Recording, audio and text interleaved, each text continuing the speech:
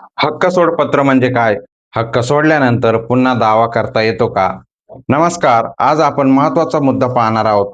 हक्क सोडपत्र म्हणजे नेमकं काय? भावाने किंवा बहिणीने जमिनीवरील हक्क सोडला तर तो पुन्हा त्या जमिनीवर दावा करू शकतात का? आणि हक्क सोड करताना कोणती काळजी घ्यावी? चला हे अगदी सोप्या भाषेत समजून घेऊया. समजा वडिलांच्या नावावर जमीन आहे. वडिलांच्या निधनानंतर त्यांच्या मुलांना आणि इतर पात्र वारसांना त्या जमिनीमध्ये वारसा हक्क निर्माण होतो. आता भावंडापैकी एखाद्याला आपला हिस्सा दुसऱ्या भावाच्या किंवा बहिणीच्या नावाने सोडायचा असेल, तर काही परिस्थितीत हक्क सोड म्हणजेच रिलीज डीड करण्याचा प्रश्न येतो. हक्क सोड पत्र म्हणजे काय? सोप्या भाषेत सांगायचं तर एखाद्या व्यक्तीच्या संबंधित मालमत्तेतील जो हक्क हिस्सा आहे तो दुसऱ्या सहहक्कदाराच्या फायद्यासाठी सोडण्याचा दस्तऐवज म्हणजे हक्क सोडपत्र. पण इथे एक महत्वाची गोष्ट आहे. हक्क सोडपत्र करणे म्हणजे साध्या कागदावर माझा हक्क नाही असं लिहून देणे एवढेच नाही. मालमत्तेचा प्रकार, पक्षकारामधील नाते आणि व्यवहाराचे स्वरूप यानुसार योग्य कायदेशीर दस्तऐवज आणि नोंदणीची आवश्यकता तपासावी. फक्त स्टॅम्प पेपरवर लिहिलं तर? हा प्रश्न खूप महत्वाचा आहे. जमिनीवरील हक्क निर्माण करणारा किंवा सोडणारा दस्तऐवज असेल तर फक्त साध्या कागदावर लिहून ठेवणे पुरेसे आहे असे समजू नका. रजिस्ट्रेशन ऍक्ट 1908 मध्ये स्थावर मालमत्तेतील हक्क निर्माण, बदल, सोडण्याशी संबंधित दस्तऐवजाची नोंदणीबाबत तरतुदी आहे.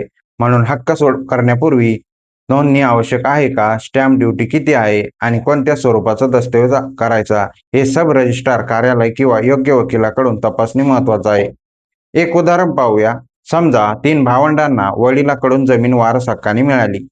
त्यापैकी एका भावाला आपला हिस्सा दुसऱ्या भावाचे नावे सोडायचा आहे. अशा वेळी मला काही हिस्सा नको एवढं तोंडी सांगून व्यवहार पूर्ण झाला असं समजू नका. जमिनीची कागदपत्रे, वारसांची स्थिती आणि संबंधित हक्क तपासून योग्य कायदेशीर दस्तऐवज करणे आवश्यक आहे. हक्क सोडल्यानंतर पुन्हा दावा करता येतो का? याचं उत्तर प्रत्येक प्रकरणात सारखं नसतं. जर एखाद्या व्यक्तीने वैध पद्धतीने योग्य दस्तऐवजाद्वारे आपला हक्क सोडला असेल तर नंतर मला माझा हिस्सा परत हवा असा दावा करणे सोपे नसते. परत दस्तऐवज करताना फसवणूक, दबाव, चुकीची माहिती, बनावट सही किंवा इतर कायदेशीर दोष असल्याचा आरोप असेल तर परिस्थिती वेगळी असू शकते. म्हणून हक्क सोडपत्रावर सही करण्यापूर्वी त्यातील प्रत्येक अट नियम समजून घ्या. हक्क सोडपत्र करण्यापूर्वी काय तपासायचं? पहिलं, जमीन कोणाच्या नावावर आहे. दुसरे, तुमचा हक्क नेमका कशामुळे निर्माण झाला.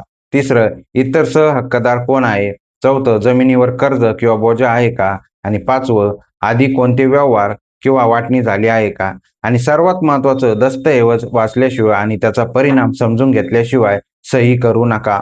म्हणून लक्षात ठेवा, हक्क सोडपत्र हा फक्त एक कागद नाही. त्यावर सही करण्यापूर्वी तुम्ही कोणता हक्क सोडत आहात आणि त्याचा भविष्यात काय परिणाम होईल हे समजून घेणं अत्यंत महत्वाचे आहे. मी फक्त कायद्याची सामान्य माहिती सोप्या भाषेत देण्याचा प्रयत्न करतो, जेणेकरून आपल्याला अडचणी आल्या तरी आपण न घाबरता त्यांना सामोरे जाऊ शकतो.